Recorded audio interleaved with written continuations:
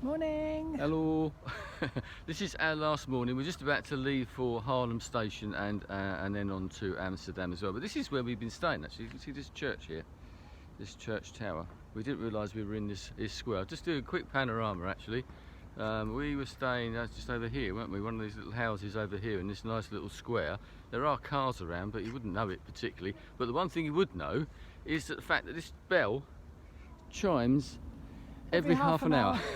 Even throughout the middle of the night as well, and it seems to do it in a weird way because, like, if it's 1 o'clock, it chimes 1 on the 1. Then at 1:30 it chimes 2. Then at 2 it chimes 2. Then at 2:30 it chimes 3, and on it goes. Really and it's confusing. So it's a bit weird. Yeah, I'm sure you do get used to it after a while, but it is a bit sleep disrupting. Let's put it that way. Why we look a bit tired. But it is, yeah. But it is actually, it is. I mean, we keep going on about Haarlem. It is a lovely place, and it's sort of between Amsterdam and the sea. The Zuiderzee, I think, is the place right on the edge. Yeah. And they built a dam here, I think, even before they did in Amsterdam, to sort of dam up the IJ River, which is one of the rivers in Amsterdam. This was an important trading point because the canal here, I believe, you can go straight through by river canal to Amsterdam, so it's part of the trading route between Amsterdam and the sea as well, and in a very important place for art as well, and apparently even more so than Amsterdam was back in the day. So there you go. So the workmen are coming out. But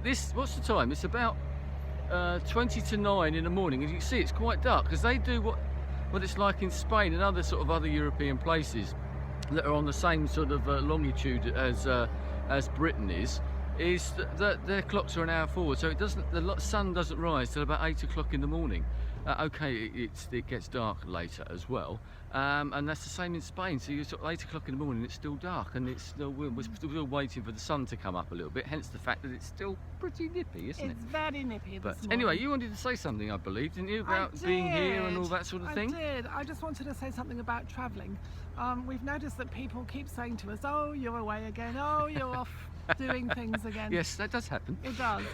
One of the things we realised when we met each other was that travelling is the thing that we really wanted to do. It was one of the things that we've done a bit of individually, and obviously. And all I'd say to anyone is just do it. Really, just do it. We made it a priority.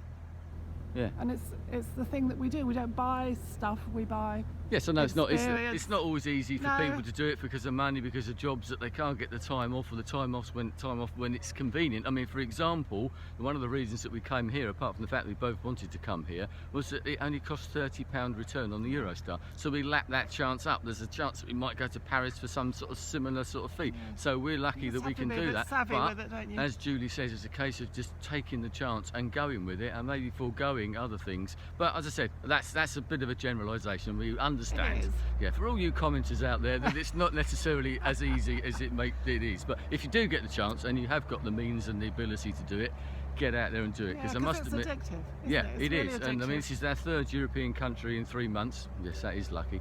But the more I come to the mainland Europe, the more I want to come to mainland Europe, the more I think, I'm not sure if I want to go back again because of the way of life, the way it is. I'm saying about the bikes here. There was a place that really illustrated it yesterday, just literally right next to Amsterdam Central Station, or Centraal Station. They don't have multi-storey car parks, they have multi-storey bike parks, and there were thousands and thousands of bikes on this particular racking sort of. It was literally a multi-storey bike park, and it was phenomenal. It just sums up the way that it is. And one of the things that we've noticed is that people appear to be healthier here. We have not seen fat people, have we? No. And it's one of those things that strike you, think, again, a generalisation, but everybody's riding bikes, and the air quality. Okay, there goes a little scooter, but it's not a big, you know, sort of a 4x4 Chelsea tractor type thing, is that the air is cleaner. Even in Amsterdam, you notice it when you come to a place where there are naturally some cars there. You notice the difference. In the middle of Amsterdam, you could be breathing pretty clean air. I don't think you can do that in London. So, and the way of life here just seems to be a lot more chilled, generally, I think. Very convivial, isn't it? Yes, and very convivial and everything as well. So, yeah, I mean, come here, go to Germany, go to Rome. I mean, okay, there's a lot of traffic in Rome. Really, Okay, just go. Yeah. So we're heading off. Yeah. My hand's getting cold. I just want to show you this little statue here. We've just seen this piece of art here.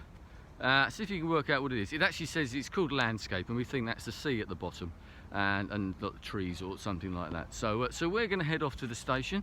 Hopefully it'll get light, have a quick look around. Hopefully we're going to get to a flea market, weren't we, in Amsterdam before we have to catch the train. We can't do Eurostar all the way on the way back. We have to get a Thalys international train to Brussels and then the Eurostar from here. But it's pretty easy really, and for 30 quid each, do it. I think, yes, it's a no-brainer really. Anyway, we'll speak to you again somewhere else, no doubt, very, very shortly. Who knows? Bye. Goodbye.